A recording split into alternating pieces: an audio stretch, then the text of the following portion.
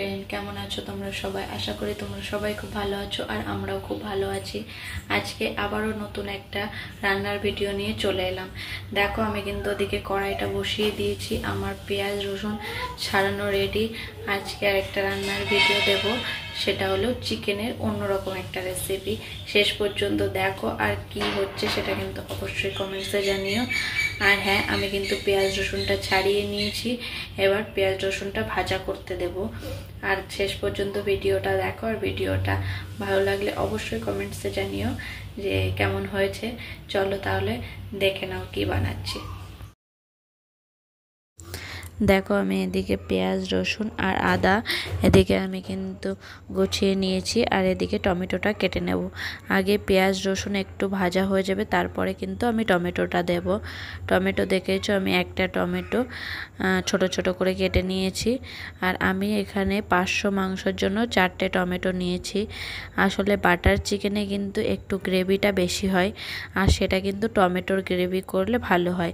আর দেখো, এখানে আমি কিন্তু মাংসটা ম্যারিনেট করব, তার জন্য দই, লঙ্কার গুঁড়ো, আদা রসুনের পেস্ট আর লবণ দিয়ে নিয়েছি।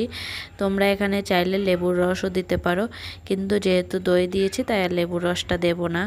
দেখো, আমার মাংসর পিসগুলো কিন্তু অনেক ভালো, আর এটা অনেক বড় মুরগি ছিল, এটাতে অনেক তেল ছিল, দেখতেই পাচ্ছ কেমন। চলো, আমি এবার পেঁয়াজ রসুনটা ওদিকে আমার কিন্তু ভাজা হচ্ছে, আর আমি তারপরে এটা যখন লাল লাল হয়ে ভেজে আসবে তখন কিন্তু আমি টমেটোটা দেব। তার আগে টমেটো দেব না, না হলে টমেটো দিলে আর ভাজা যায় না। দেখো, আমার কিন্তু লাল লাল হয়ে ভেজে এসছে, তখন আমি টমেটোটা দিয়ে দিয়েছি, দিয়ে তারপরে লাল লাল করে ভেজে নেব। সব একসঙ্গে যখন ভাজা হয়ে যাবে তখন নামিয়ে আমি কিন্তু আধা ঘন্টা ঠান্ডা হওয়ার জন্য রেখে দিয়েছিলাম। ততক্ষণে আমি এদিকে চিকেনটা ভাজা করে নেব। চিকেনটা কিন্তু একটু বেশিক্ষণ ধরে ভাজতে হবে, না হলে কিন্তু সিদ্ধ হবে না। এখানে যেহেতু বাটার চিকেন, তার জন্য কিন্তু পরে বেশিক্ষণ জাল দেওয়া যায় না, এই ভাজার সময়ে কিন্তু একটু ভালো করে ভাজতে হবে, তাহলে মাংসটা সিদ্ধ হয়ে যাবে। আর এখানে দেখো, আমি কিন্তু দুপাশে দুরকম বসিয়ে তাই বানাচ্ছিলাম। তারপরে আমার যখন ভাজাটা হয়ে গেছে তখন কিন্তু আমি একপাশে পুটোর জন্য দুধটাও বসিয়ে দিয়েছি। আর এদিকে দেখো, আমার কিন্তু চিকেনটা 50% ভাজা হয়ে গেছে, আমি পুরোপুরি 80% ভেজে নেব। আর যেহেতু তোমাদের দাদাভাই কিন্তু মাংসর আলুটা খুবই ভালো খায়, তার জন্য কিন্তু বাটার চিকেনও আমি আলুটা দিয়ে নিয়েছি। যেহেতু আলু সিদ্ধ হবে না, তার জন্য কিন্তু আমি আলুটা ভাজার সময় দিয়ে দিয়েছি। এদিকে আমি হাত দিয়ে দেখছিলাম ঠান্ডা হয়েছে কিনা। এখানে দেখো, ঠান্ডা হওয়ার পরেই কিন্তু আমি মিক্সিতে দিয়েছি। আর আমি আদা পেঁয়াজ কুচি দিয়ে তারপরে কিন্তু রান্না করব। বাটার চিকেনে একটু মিক্সি গ্রেভির সঙ্গে কিন্তু মুখে পেঁয়াজ কুচিটা বাঁধলে কিন্তু ভালোই লাগে। আমি এখানে পেঁয়াজটা বেশ নরম হয়ে গেলেই কিন্তু মশলাটা দিয়ে নিয়েছি।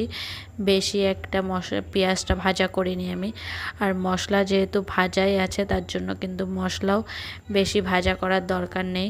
একটু নাড়াচাড়া করে যে তেলটা ছেড়ে দেবে সেই কিন্তু আমি মাংসটা দিয়ে দেব। আমার কিন্তু কালারটা কিন্তু খুবই সুন্দর এসেছিলো।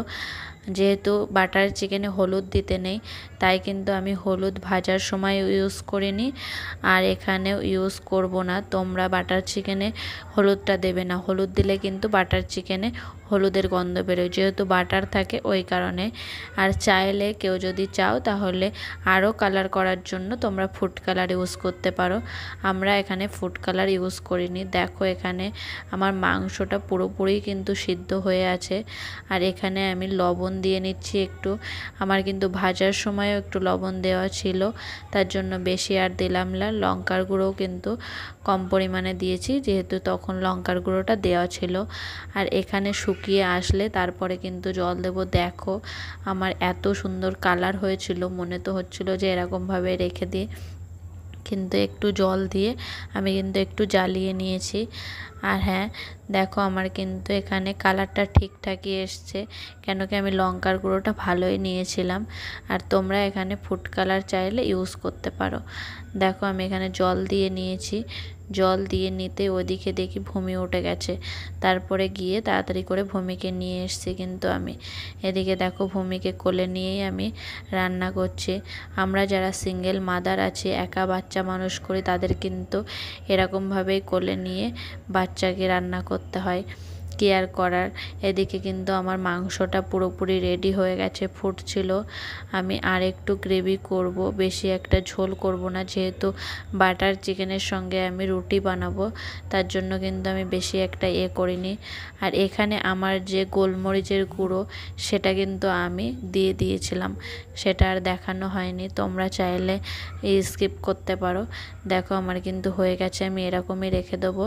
আমি এখানে গামলায় ঢেলে একটু বাটার দিয়ে নিচ্ছিলাম। আর ধনে পাতা যদি থাকে তোমাদের কাছে তাহলে নিশ্চয়ই দেবে, বাটার চিকেনে ধনের পাতাটা দিলে কিন্তু খুবই ভালো লাগে। আমার এখানে ধনের পাতা ছিল না, তাই আর দেওয়া হয়নি। তো স্নান টান করে রেডি হয়ে গেছে, এখনো তোমাদের দাদাভাই আসেনি।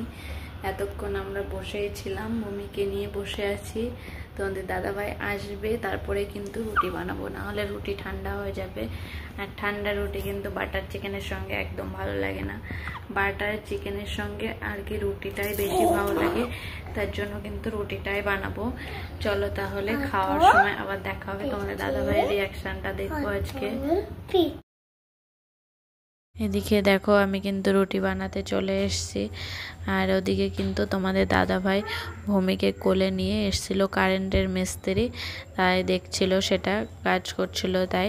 আর আমি কিন্তু এদিকে তাড়াতাড়ি করে রুটি বানাচ্ছিলাম, কেন কি সকালে তোমাদের দাদাভাই কিছু খেয়ে যায় না, খুব খিদে পেয়ে যায় 2টোর সময় আসে যখন। চলো তাহলে এইদিকে দেখো আমার কিন্তু রুটি বানাতে বানাতে আমি একটু দেখিয়ে দিয়েছিলাম। আর হ্যাঁ, তোমাদের দাদাভাই খাচ্ছে। আর আমার ভিডিও কাদের কাদের ভালো লাগে অবশ্যই কমেন্টসে জানিও। আবার নতুন